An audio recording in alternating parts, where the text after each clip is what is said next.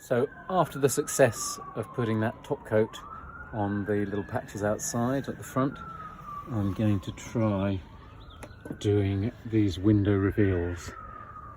And if I can get this looking good, then I'll take off the APU bead and this window surround should actually be done then. So I think you do this in exactly the same way as before. Just put the top coat on and then use that plastic float to smooth it all off. Let's see. Okay, just like before, it's going on very easily. And I'm getting better at not dropping any. So just continue around here, then scrape it back to get one bead thickness, one little stone thickness. And then I'll go over it with the float. Well, that's gone really well. I've scraped it back now. And actually, I'm not sure how much I need to go over it with that plastic float. But I'll leave it for 10 to 15 minutes while I'll do this side and then see whether the plastic float makes it look even nicer. So after a bit of practice, it seems that circular motions here do work well as well. I'll just go around like this and I can see it is significantly improving it. So it pushes all the stones together and makes them stick together much more and a much flatter, smoother surface. So just keep going at this a little bit more and that one will be done. And I'll wait a few minutes and do this one. Okay, that's all done now, including the top. So now I'm going to take off this film. I think we'll start off at the top.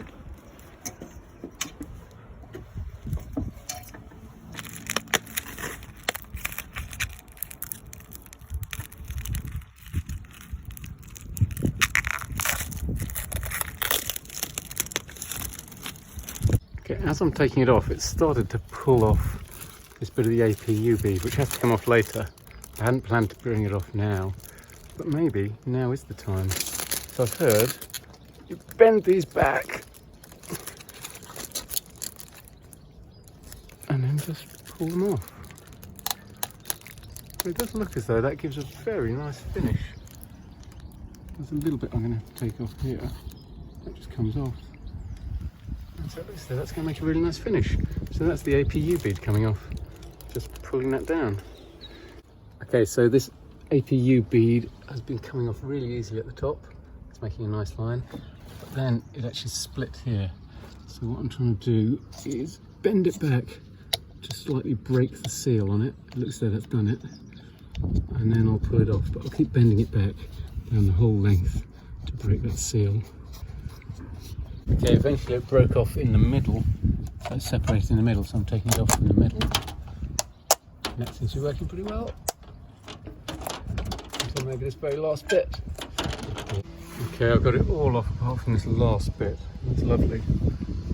So I'm now using a screwdriver just to push in and break the seal on that last little bit, and that should come off as well. Okay, that's off now, and it's completely clean.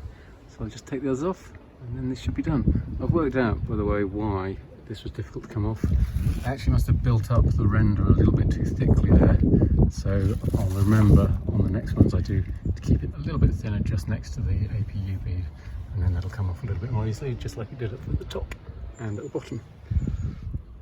So this actually confirms what I thought before. I'd built the render up a bit too thickly on the other beads, because here I just pull it back, breaks off like that, so it's all just breaking off just by bending it back.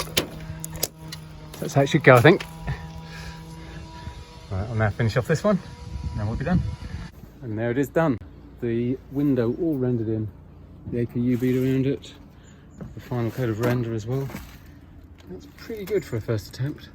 Now the key learning here would be just don't get that render too thick when you're getting close to the bead here, because it makes it difficult to pull the bead off at the end. But actually I could still get the bead off no trouble, and that is perfect. I mean, it's amazing how this seal here just hugs the window frame and does that all the way around. So I'm really pleased with that. Right, the next one is to do the front door. And now I've got this learning, I should be able to make that look at least as nice as this.